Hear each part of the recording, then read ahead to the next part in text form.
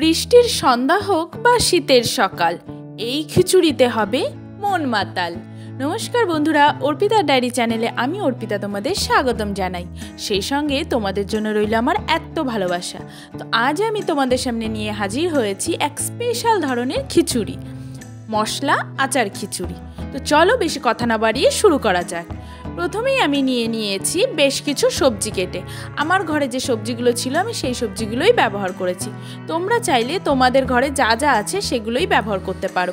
তো আমি নিয়েছি দেখো গাজর, আলু, এখানে নিয়েছি ফুলকপি, বেগুন, আর সেই সঙ্গে আমাদের যে জিনিসগুলো লাগবে তা হলো পেঁয়াজ কুচি, একটু আদা কুচি, গোটা রসুন, কাঁচা লঙ্কা। লঙ্কাগুলোকে আমি একটু চিড়ে নিয়েছি। আর যে জিনিসটা এই খিচুড়িকে 4 গুণ মাত্রায় সুস্বাদু করে তুলবে তা হলো আচার।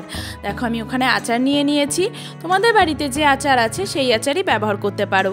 আমার ঘরে যে আচার ছিল আমি সেটাই নিয়েছি, তবে আচারটা যেন অবশ্যই টক ঝাল হয়। এবার আমরা নিয়ে নেব চাল। ঘরে যে চাল থাকে সেই চালই আমি এই মেজারিং কাপ, মানে যে কোনো কাপেই, তোমরা যে কাপটায় চাল নেবে চালটা কাপেই মেপে দেখাচ্ছি, কারণ এই কাপ দিয়েই আমরা জল নেব। চাল নিয়েছি আর এখানে মুগ আর মসুর ডাল আমি হাফ কাপ নিয়েছি। এবার ভালো করে ওটা ধুয়ে নিয়েছি। এদিকে ফ্রাইং প্যানে দিয়ে দিয়েছি বেশ খানিকটা সর্ষের তেল। আমরা কিন্তু খিচুড়িটা সর্ষের তেল দিয়েই করব, কারণ সর্ষের তেল দিয়ে করলে বেশি ভালো হবে খেতে।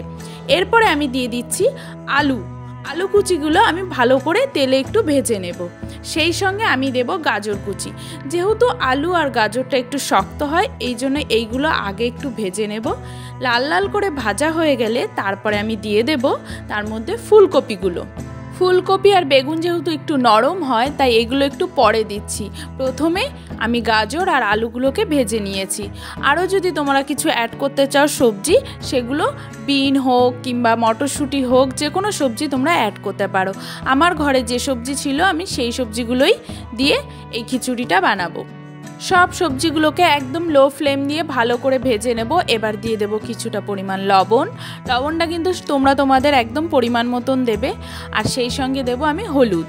আবারও একটু ভালো করে নেড়েচেড়ে আমি সবজিগুলোকে ভালো করে ভেজে নেব। সবজিগুলো ভাজা হয়ে গেলে আমরা নামিয়ে নেব। এরপরে ফ্রাইং প্যানে আবারও দিয়ে দেব কিছুটা পরিমাণ সর্ষের তেল। তেল গরম হয়ে আসলে তেলের মধ্যে দিয়ে দেব আমি জিরা। এরপরে দেব একটা তেজপাতা আর 2টো শুকনো লঙ্কা দিয়ে একটুখানি ভেজে নিয়ে তার মধ্যে আমি দিয়ে দেব পেঁয়াজ কুচিগুলো।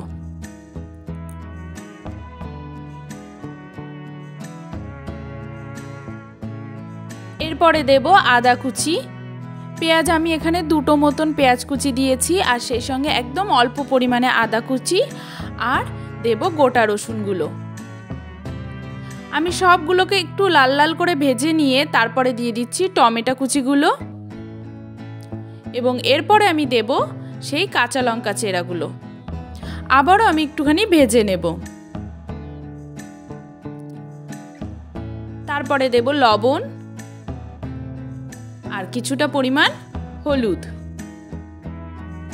দিয়ে আমি সব সবজিগুলো যেগুলো আমি আগে থেকে ভেজে রেখেছিলাম সেগুলো দিয়ে আবারও একটু নেড়েচেড়ে ভেজে নেব। আর সেই সঙ্গে দিয়ে দেব সেই ডাল চাল যেগুলো আমি মেপে ধুয়ে রেখে দিয়েছিলাম। সব সবজিগুলো এবং চাল ডাল ভালো করে একটু ভেজে নিয়ে একদম অল্প সময় ভাজতে হবে।